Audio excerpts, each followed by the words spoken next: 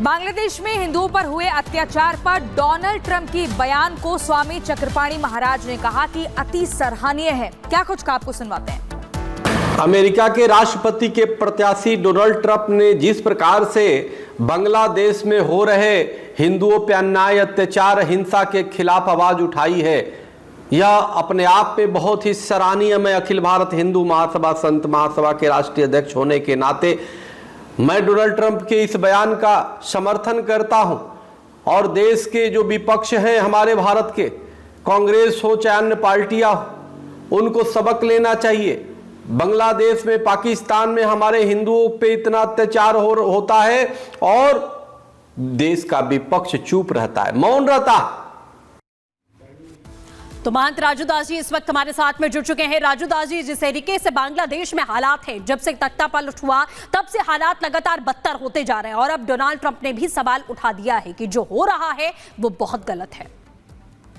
नहीं, देखिए, हम लोग शुरू से ही मांग उठा रहे थे कि अंतर्राष्ट्रीय समुदाय के लोग वहां पर हो रहे हिंदुओं के साथ उत्पीड़न पे आवाज उठाएं।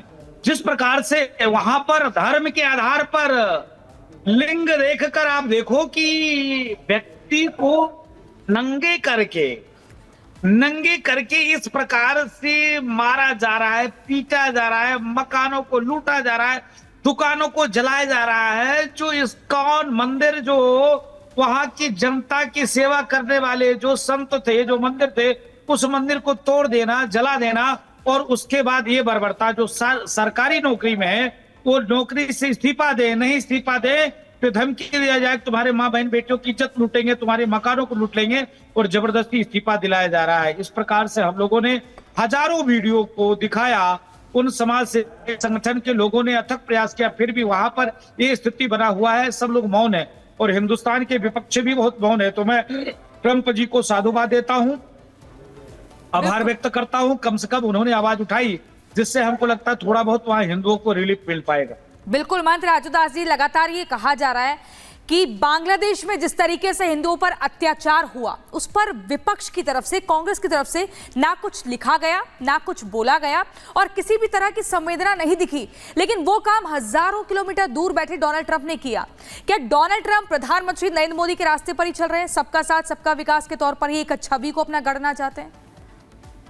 देखिए, सबका साथ सबका विकास, जो भी राजनीतिक व्यक्ति है, जो राजनीतिक क्षेत्र में है, राजनीतिक पद पर बैठा है, उसके लिए तो सब एक समान है। उसको तो सबकी चिंता और चिंतन करना ही पड़ेगा। सिर्फ एक कौम, एक मजहब, एक संप्रदाय की बात करने से नहीं चलेगा ना। एक कौम, एक मजहब, एक संप्रदाय की व्यक्ति नहीं चुनता है ना। हर कौम, हर मजहब, हर संप्रदाय के व्यक्ति उनको सहयोग देता, समर्थन देता, साथ देता, तब जाकर वो उस पद पर बैठ पाते हैं। लेकिन जब उस पद पर बैठने के बाद जब एक मत मतांतर की बात करते हैं, तकलीफ होता है। आप देखिए, जिस प्रकार से बांग्लादेश में हिंदुओं के साथ उत्पीड़न, और इस प्रकार के उत्पीड़न अगर जरा सा हिंदुस्तान में खरोच लग जाता है एक मजहब के मानने वाले लोगों को, तो विपक्ष पूरे सिर पर लेकर टोकरी और चिल्लाना शुरू कर देता है। लेकिन क्या बांग्लादेश के हिंदू हिंदू नहीं? क्या बांग्लादेश के हिंदू वोटर नहीं है विपक्ष के, इसलिए वो एक शब्द नहीं बोल सकते? क्या नहीं लिख सकते, नहीं जवाब दे सकते, नहीं अंतर्राष्ट्रीय समुदाय से मांग कर सकते? नहीं, यहाँ विपक्ष में तमाम ऐसे लोग हैं, उनको तो कम से कम वो जाकर अलग कंट्री में जाकर चिल्लाते हैं कि भारत में संविधान खत्म हो रहा है, भारत में डेमोक्रेसी खत्म हो रहा है। इस पर बाहर जाके वो बोल तो सकते हैं कि बांग्लादेश में हमारे हिंदू भाई के साथ नाइंसाफी हो रहा है, उसकी रक्षा और सुरक्षा हो, उसका संरक्षण और संवर्धन हो। इस पर एक शब्द नहीं बोल सकते। लेकिन हजारों किलोमीटर दूर ट्रंप इस प्रकार से उन्होंने बांग्लादेश के हिंदुओं पे चिंता किया। उनके लिए बहुत बहुत उनको हिंदू सुरक्षा सेवा ट्रस्ट की तरफ से साधुवाद, वंदन, अभिनंदन और खूब खूब उनको स्नेह और खूब आशीर्वाद। कम से कम हम लोग बहुत परेशान थे, वहां मेरे हिंदू भाई बहुत परेशान हैं, वहां मेरे हिंदू भाई कोई सुनने वाला नहीं है। हम लोग लगातार 500 लोग हमारे संपर्क वहां पर हैं, जो व्हाट्सएप पर डेली कुछ न कुछ भेजा करते हैं। किसी का मकान लूटा जाता है, सामूहिक रूप से बलात्कार होता है, सामूहिक रूप से हत्या होता है, पीट पीट कर मार देते हैं। ऐसे तमाम वीडियो। आपको दीपावली की घटना बता दूं, किसी ने दिए नहीं जलाए हैं, हिंदुओं ने दिए नहीं जलाए हैं। आपको मालूम होना चाहिए, अभी कल दीपावली बीती है, आप एक भी वीडियो उठाकर देख लो। पश्चिम बांग्लादेश में जो स्थिति बनी हुई है वो दुर्भाग्यपूर्ण स्थिति है। जो मुस्लिम बाहुल इलाका है, मुस्लिम बाहुल क्षेत्र है, किसी ने दीपावली नहीं मनाई है। कितनी दुख की बात है।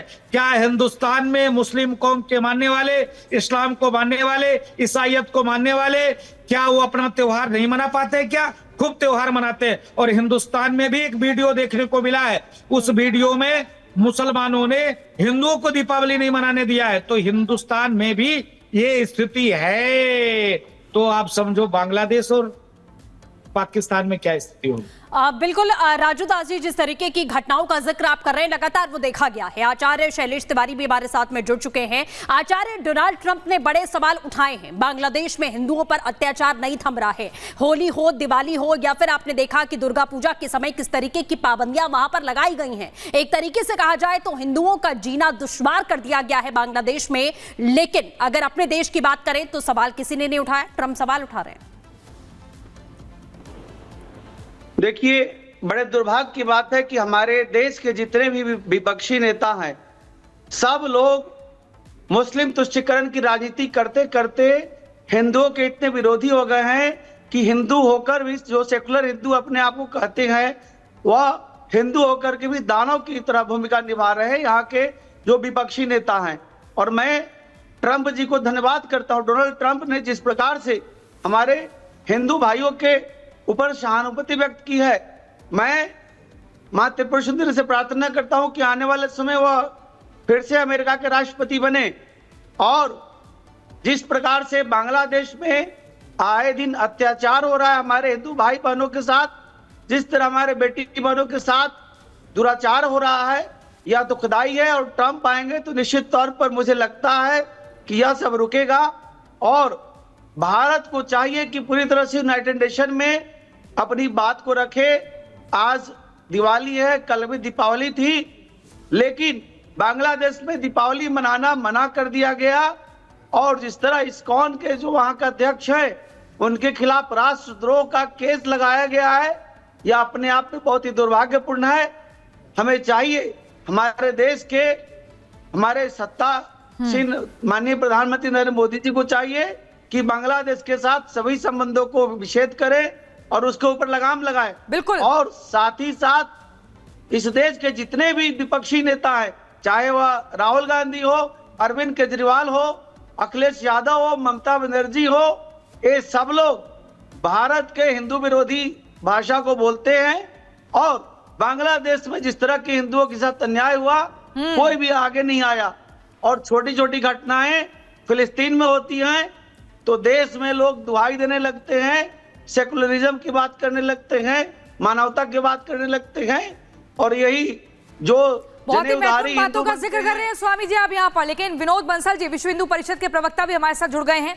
विनोद बंसल जी, जब चुनाव आते हैं तो ये जो विपक्षी खेमा के जो बड़े बड़े नेता हैं जिनका स्वामी जी ने नाम लिया, ये मंदिर हिंदुओं के मंदिरों का दौरा तो करते हैं ताकि वोट बैंक को साधा जा सके, लेकिन जब उन्हीं हिंदुओं पर अत्याचार किसी देश में हो रहा होता है तो कुछ नहीं बोलते हैं। और वहीं सबसे शक्तिशाली देशों में से एक अमेरिका के